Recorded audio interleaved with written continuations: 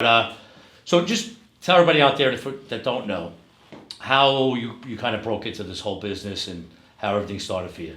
I've been rapping since 1977, 78. Mm-hmm. I went to school in Hollis, Queens. Mm-hmm. Went to school in Hollis, Jam Master J, Spider D. And, you know, since rap really started, man, 74, 75, I was into it. Mm-hmm. But at, 1978, I was only 12, 11. Right. And so I started rhyming. And then it was something that I did in the basement parties, on the park jams. Right. MC Cartwright, the Albino Twins, the Infinity Machine, all those old school groups some of them are still around. And it was something that I did, but, there was a few MCs, but I started to do a little criminal activity. So I got arrested, locked up. What'd you get locked up for, if you don't mind me asking? Burglary and armed robbery. Okay. But what happened was my brother was BPD, Boston Police Sergeant. Mm-hmm. So the judge said, you either go Spofford or you go live with your brother. Right.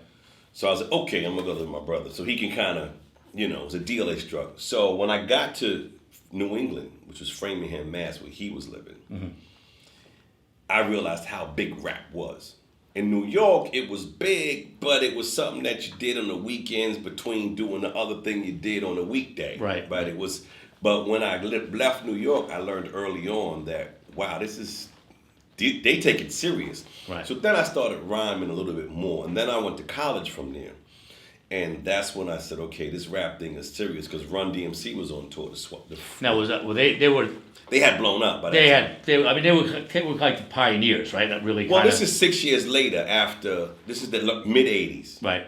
Right. So I'm going through all these transitions, and I'm like, yeah, I can do this. I can't, blah blah blah.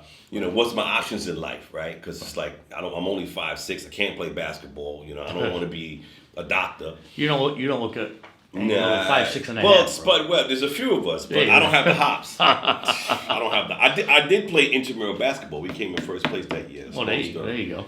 So anyway, I went to live with my brother. I went to college, and Run DMC was at the Swatch Watch Fresh Fest, and I had won a contest on the radio in Virginia Beach before Missy Elliott and before Teddy Riley in Virginia Beach and Pharrell. We were the kids from New York who was living in Virginia going to school. And he said, hold up Adidas. And I was like, yo, there's 30,000 people in here.